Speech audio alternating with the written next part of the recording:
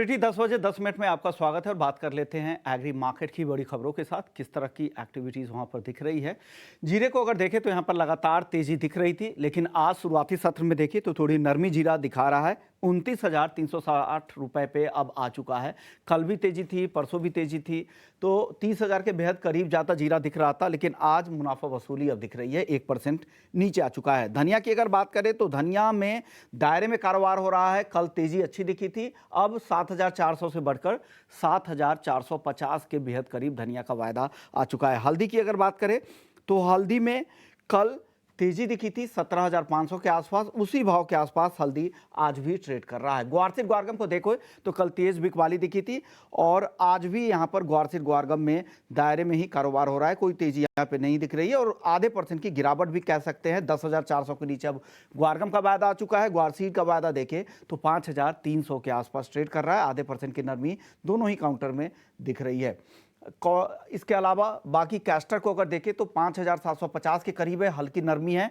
Crude sunflower oil NCDEX पर बड़ी तेजी के बाद अब 2-3 दिनों से यहां पर धीरे धीरे गिरावट आ रही है। बाकी खाने के तेलों में भी नरमी आई है, उससे अब सनफ्लावर ऑयल पर भी दबाव है। लेकिन कपास घरेलू बाजार में स्थिर है 1625 के आसपास, लेकिन इंटरनेशनल कॉन्टिनेंटल एक्सचेंज में आइस पर तेज गिरावट दिख रही है। महीने भर में 15% से ज्यादा की गिरावट आइस कॉटन में आ चुकी है। 70 सेंट के नीचे भाव आ चुका है। वहीं कॉटन केक की बात करें, कपास खली की बात करें तो वहां पर लगातार तेजी है। 2,900 रुपए के आसपास एनसीडीएक्स पर जुलाई का वायदा यहां पर कारोबार कर रहा है। आखिरी काउंटर मेंथा ऑयल, जहां पर 50 रुपए के दायरे में कई महीने से कारोबार हो रहा है, आज अगर देखें तो 920 रुपए के करीब है। आज 0.25% की तेजी मेंथा ऑयल में दिख रही है। हमारे साथ भाविक पटेल हैं ट्रेडबुल सिक्योरिटीज से। भाविक, सबसे पहले जीरे पर बताइए, तेजी की कोशिश है 30,000 के पास, जब भी जीरा जाता है मुनाफा वसूली शुरू हो जाती है।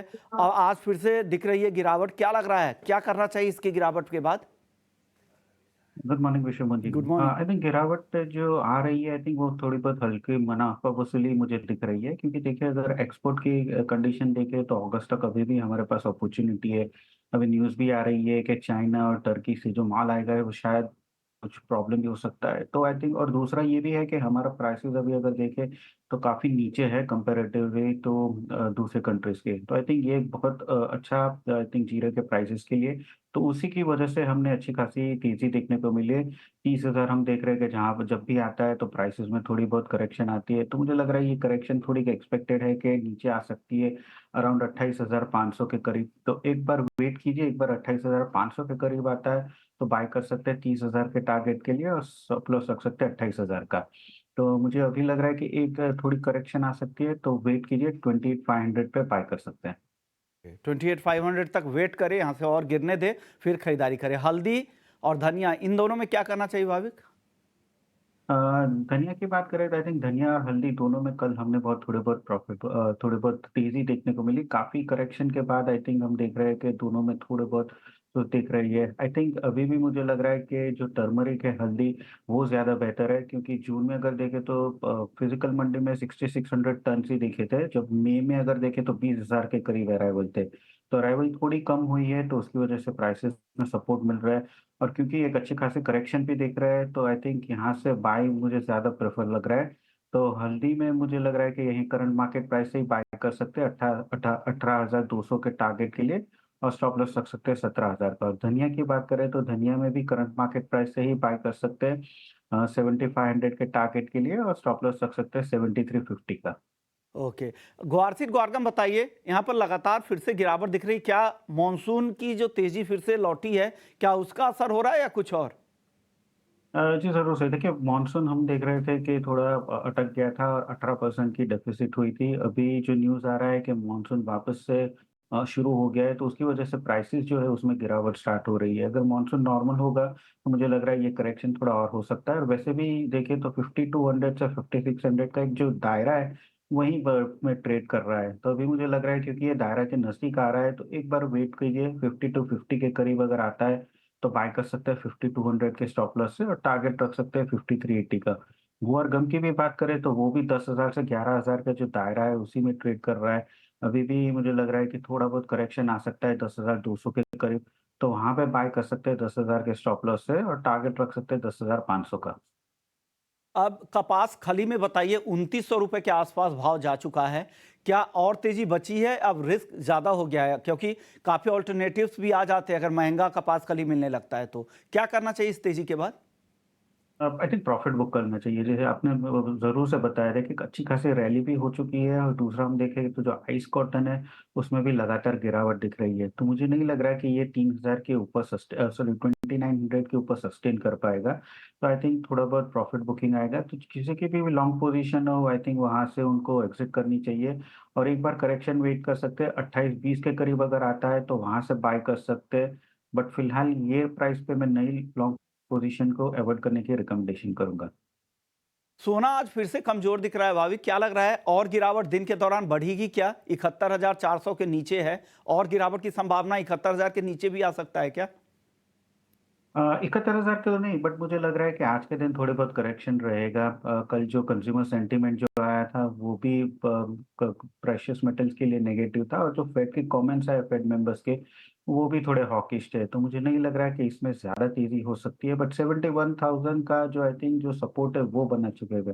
बट क्योंकि आज सेंटीमेंट नेगेटिव है, तो मुझे सेल ऑन राइज की रणनीति लग रही है। तो आज सोना आप 71,520 के करीब शॉर्ट कर सकते हैं, 71,300 के टारगेट के लिए, और स्टॉप लॉस रख सकते हैं 71,650 का। की सलाह 71,300 के टारगेट के लिए। चांदी क्या करें? चांदी खरीदारी करे क्या? नहीं, चांदी में भी अभी मुझे लग रहा है कि और करेक्शन आ सकता है। 50 डे की मूविंग एवरेज के नीचे भी चल चुका है और अगर चांदी देखें तो थोड़ा अंडर परफॉर्म कर रहा है। तो गोल्ड सिल्वर रेशियो भी बढ़ रहा है, दैट मीन्स कि आगे जाके भी थोड़ा चांदी अंडर परफॉर्म करेगा। तो चांदी में भी बिकवाली की सलाह है, सितंबर कॉन्ट्रैक्ट अराउंड 89,550, 88,800 के टारगेट के लिए, और स्टॉप लॉस रख सकते हैं 90,000 का। आपको दिख रही है चांदी को लेकर, ये अगला कॉन्ट्रैक्ट है, नेक्स्ट कॉन्ट्रैक्ट का भाव है और करंट मंथ के कॉन्ट्रैक्ट के ये 86,800 का भाव है। अब भाविक, अब आप बताइए मेटल्स को लेकर क्या लग रहा है? मेटल्स की चाल आगे क्या रहेगी? यहाँ से क्या कुछ निकल कर आ रहा है? कोई टॉप ट्रेड है दिन के लिए? टॉप ट्रेड मेरे लिए 2 है। एक तो सबसे पहले ज़िंक की बात करें तो ज़िंक अभी भी 255 के ऊपर है और सारे बेस मेटल्स में वही आउट परफॉर्म कर रहा है। तो वहाँ पे मैं बाय के रिकमेंडेशन करूँगा 258 के करीब, 260 के टारगेट के लिए, और स्टॉप लॉस रहेगा 256.50 का। बट कॉपर की बात करें तो आई थिंक कॉपर में मुझे लग रहा है ये जो करेक्शन है वो कंटिन्यू रहेगा।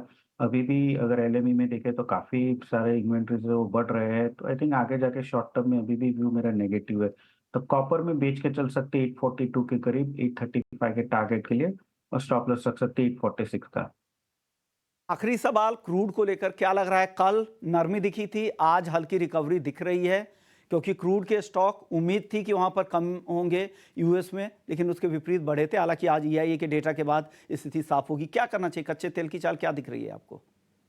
अभी भी आई थिंक कच्चे तेल में लॉन्ग ही करना चाहिए। जियोपॉलिटिकल कंसर्न्स है अभी भी, इजराइल और हमास का तो छोड़िए, इजराइल और हिजबुल्लाह जो है, वहाँ पे अभी मुझे लग रहा है कि आगे जाके और टेंशन हो सकता है। तो आई थिंक इसकी वजह से बहुत प्रीमियम है वो थोड़ा बिल्डअप हो रहा है। तो जब तक 6500 के नीचे नहीं जाता तब तक क्रूड में बार डिप्स की स्ट्रेटेजी रखनी चाहिए। करंट में अभी 6750 पे आता है तो बाय कर सकते हैं 6820 के टारगेट के लिए, और स्टॉप लॉस रख सकते हैं 6700 का। 1820 के टारगेट के लिए कच्चा तेल यहां से खरीद सकते हैं। 6,700 रुपए का स्टॉप लॉस लगा सकते हैं। तेजी का ट्रेंड है क्योंकि तमाम जो जियोपॉलिटिकल कंसर्न है, चाहे वो जियोपॉलिटिकल जो खाड़ी देशों को लेकर हो या फिर ईस्टर्न यूरोप को लेकर हो, हर जगह अभी भी चिंता बरकरार है। शुक्रिया भाविक, आपने वक्त निकाला और कमोडिटी 10 बजे 10 मिनट में अपनी राय दी। चल